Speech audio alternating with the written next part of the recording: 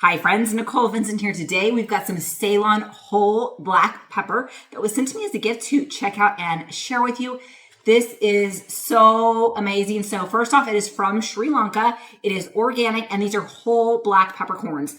So you can use these in however you would use normal, regular black peppercorns you get at the store. This is going to be so much better. They taste amazing on your food. They have a nice fruity black pepper flavor that cannot be beat. They're so delicious. And in this large bag, you're going to be having refills. This is going to last you a long time. Okay, we've got our pepper grinder here. We're going to put the whole peppers in here. Okay, first off, I want you to look at these. Oh, they're so beautiful. They smell amazing. And I don't have a very fancy pepper grinder, but if you have a fancy pepper grinder, this would totally work great in there. Okay, we've got our peppercorns. Okay, let's see how these work.